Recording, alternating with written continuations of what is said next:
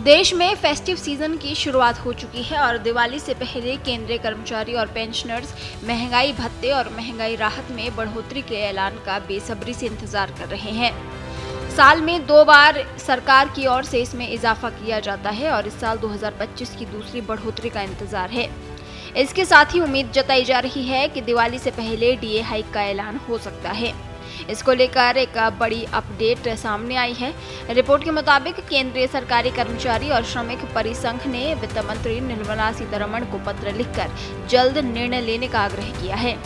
वहीं त्रिपुरा के मुख्यमंत्री माणिक साहा ने मंगलवार को विधानसभा में राज्य कर्मचारी और पेंशनभोगियों के लिए अतिरिक्त 3% महंगाई भत्ता और डीआर की घोषणा की।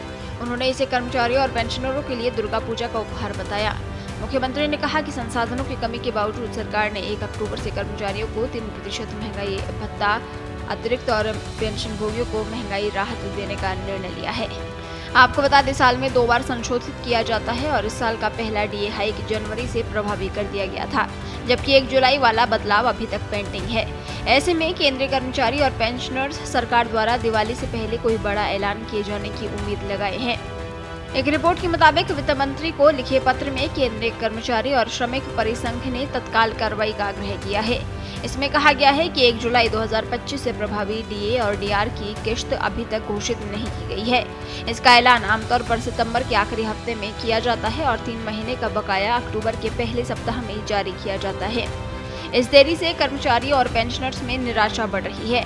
हालांकि सरकार की ओर से अभी इसको लेकर कोई आधिकारिक अपडेट नहीं जारी किया गया है, लेकिन तमाम रिपोर्ट्स में अनुमान जाहिर किया जा रहा है कि केंद्रीय कर्मचारियों के महंगाई भत्ते में 3% का इजाफा किया जा सकता है।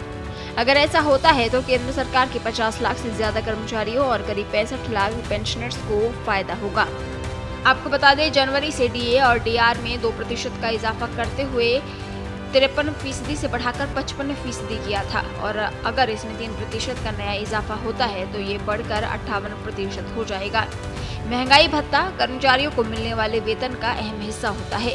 सरकार इसमें बढ़ोतरी का कैलकुलेशन औद्योगिक श्रमिकों के उपभोक्ता मूल्य सूचकांक यानी CPI-IW के आधार पर करती है, जो हर महीने लेबर ब्यूरो की ओर से जारी होता है।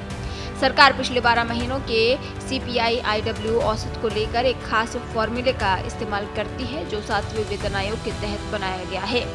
जैसा कि उम्मीद जताई जा रही है कि इस बार कर्मचारियों के महंगाई भत्ते में 3% बढ़कर 58% हो सकता है, तो इससे केंद्रीय कर्मचारियों की सैलरी में बम्पर उछाल आएगा। इसका कैलकुलेशन आसान है। एंट्री लेवल कर्मचारी की बेसिक सैलरी 18,000 रुपए के आधार पर देखें तो 55% के हिसाब से उसे अब तक 9,900 रुपए डीए मिलता था, लेकिन इसमें 3% की बढ़ोतरी के बाद 58% के हिसाब से गणना करें तो सीधे 540 रुपए प्रति महीने की वृद्धि होगी और कर्मचारियों का महंगाई भत्ता बढ़कर 10,440 रुपए हो जाएगा।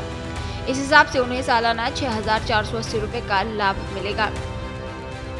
देश दुनिया की ताज़ा खबरें और वीडियोस के लिए अभी डाउनलोड करें पत्रिका ऐप।